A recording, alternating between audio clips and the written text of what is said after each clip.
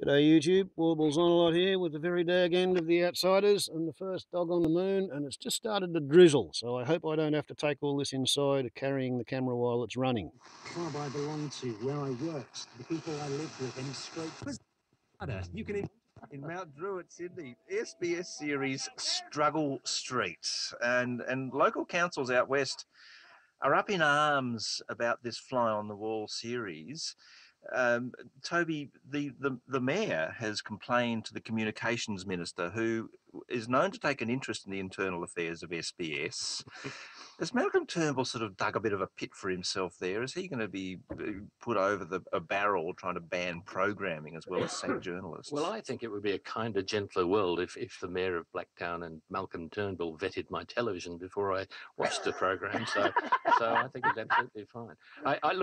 I actually think on this show, which I'm eagerly looking forward to seeing, that there's probably just been some unfortunate editing of the trailer, and that as we see the more comprehensive documentary, we'll see the, intimate club-like ambience of Mount Druitt Westfield and the chatter and backslap of St Patrick's pub. It's all very county experience. The Mount Druitt Triangle, the police station, the Centrelink office and the courthouse, they're all in the one square in the centre of Mount Druitt. Well, I think it'll be watched, let's say that, on SBS coming up this week. Thank you so much to our Outsiders for a cheery and entertaining confrontation, as ever. Van Badham, playwright, commentator, columnist, Roger Franklin, editor of Quadrant Online, and marketing guru, Toby Ralph. It's 5 to 10.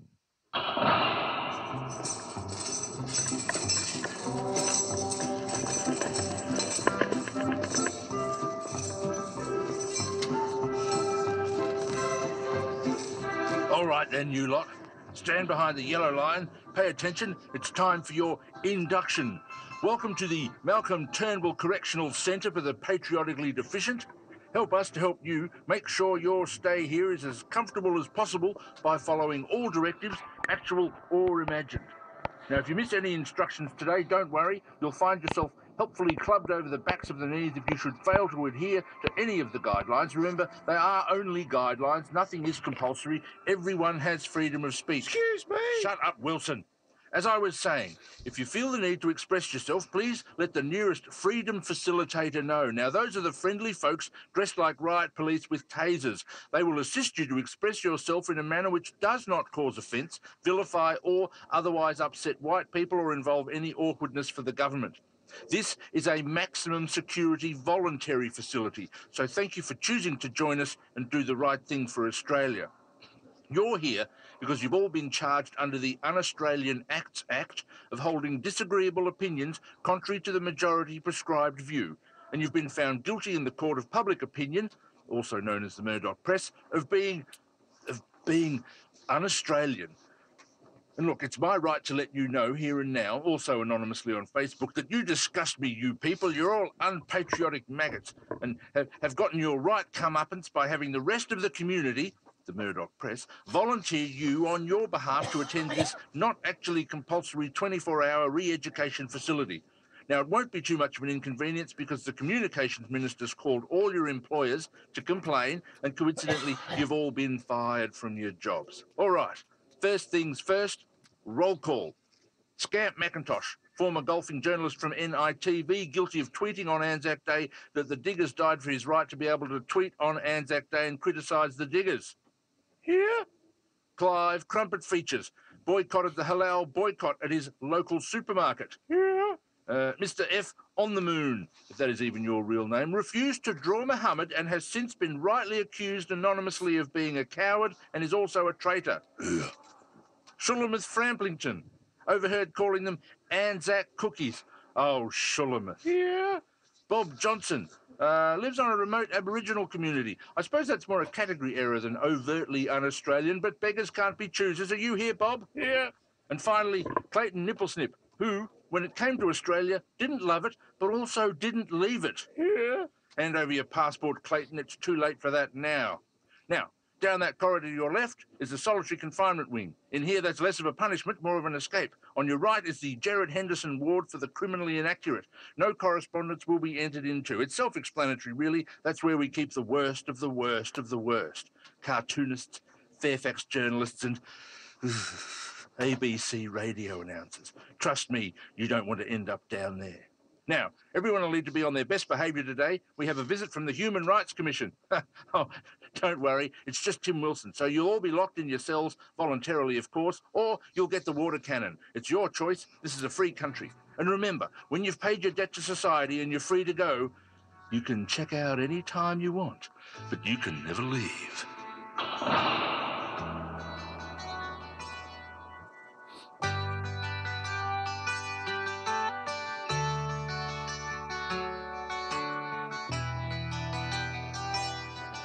Thank you, Monsieur Dog.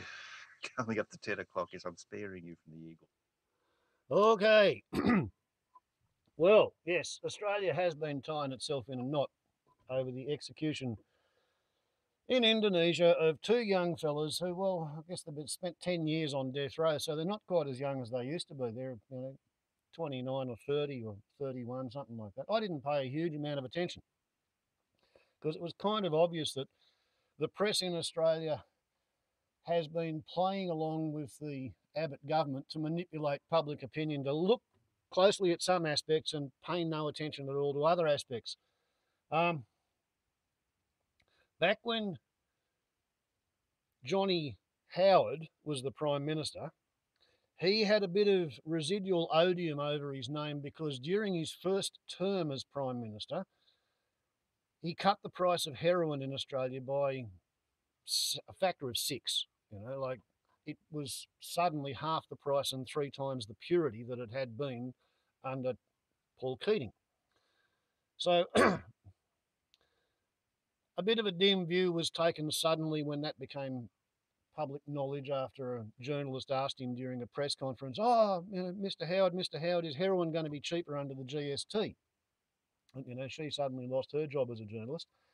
But then again, she took on a job as a Labor Party candidate and she eventually finished up being elected in the Prime Minister's seat. Didn't last past another election, but she knocked him off his job. Knocked him right out of the political scene entirely. So, Johnny Howard had the federal police in the frame of mind where drugs were evil and people who imported drugs were evil. And there was a kind of a subliminal belief in the power structures in Australia at the time that people who were Asian of appearance were not actually really true Australians. So when somebody heard their kid was getting involved with bad company and was planning on going to Indonesia to bring back some heroin, that particular parent went and talked to a friend of theirs who was in the federal police and said, pretty please, can you arrest my kid before he leaves the country because he's going to do something stupid. The federal police then decided not to arrest these would-be wannabe heroin importers as they were trying to leave Australia. What they did instead was they got in touch with Indonesia and said, these idiots are coming over there and this is what they're planning on doing and we think you should, keep them under surveillance and then catch them and arrest them and do whatever you like. That was part of the federal police thing was, you catch them and do what you think is necessary. So despite the fact that in Australia we've had this policy ever since the 1960s when we hanged a bloke who was not actually guilty of what he was killed for doing. Ever since then, Australia's had the position that we won't surrender anybody to a country which is going to inflict the death penalty on them. So, like if you can't get extradited from Australia because, sending you back to America would mean you will face the death penalty.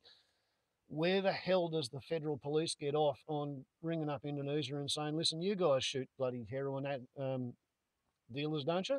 Yes, says the Indonesians, we definitely shoot the heroin dealers. Okay, well, here's a bunch of 9 of them. How about you catch them and process them through the courts? So that wasn't any problem at all for the Howard government. And the Labor government in the intervening years didn't do a whole lot about it. And now we've got Tony Abbott who's engaged in a crusade against Muslims. And it's come to his attention that Indonesia is actually the world's biggest Muslim country by population. And it's also come to his Jesuitical half-trained priestling's attention that these two fellas have both converted to Christianity and one of them's been ordained as a priest. So all of a sudden, these guys are transformed from, you know,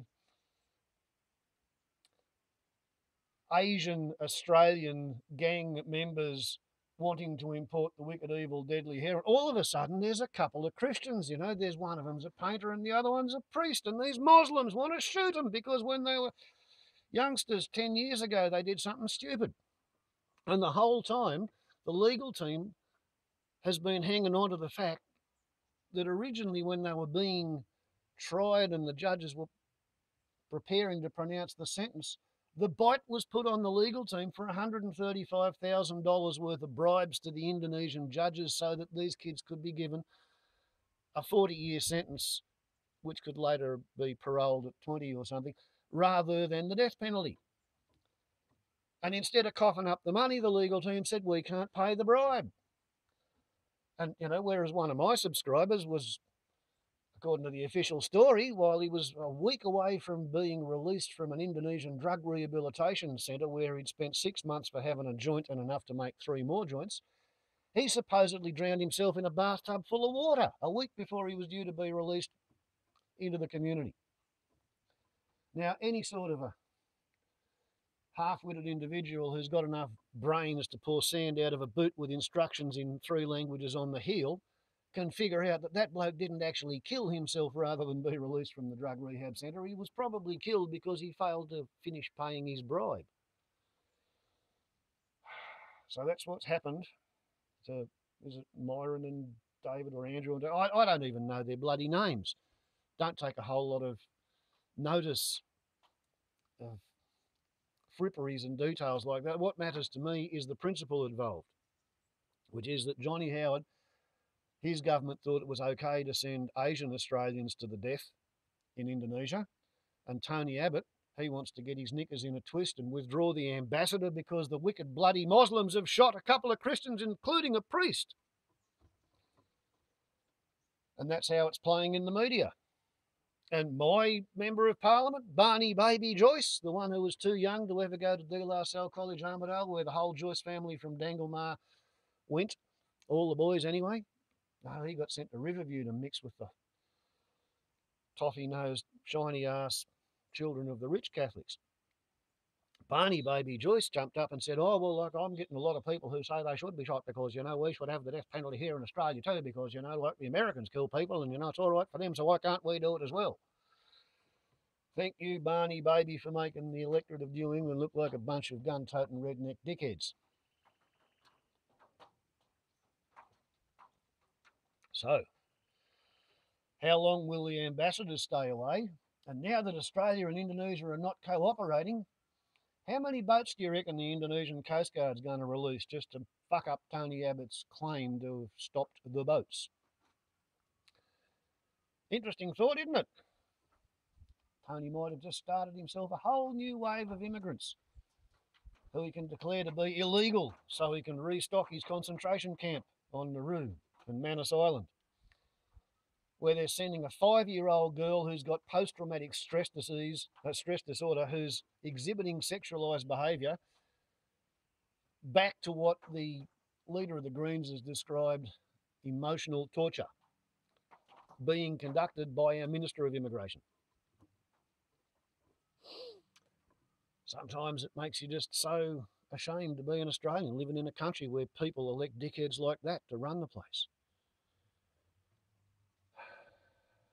And the only thing I can really think of to do about it is speak up from time to time and remind people of the fact that this is not the country that my grandparents' parents thought they were putting together a constitution for. It's certainly not the country that anybody who ever figured that they were going to join the bloody military and go and defend Australia on foreign shores so that everybody in Australia could have the right to free speech and the right to freedom of association and habeas corpus so that they had to actually be produced in court when they were locked up. And the right to the presumption of innocence. This is not the Australia that the Anzacs who joined up to fight for the British Empire thought they were defending. This is some other fucking place entirely. This is a crony capitalist operated fascist dictatorship with a thin veneer of being a democracy. That's why we're getting fracking and That's why Australia exports 4.6% of the world's carbon dioxide through the coal that we send overseas. Warbles on a lot to YouTube in Gulag Australiana, or maybe it's Abbotonia. Close to the upload limit. Ciao.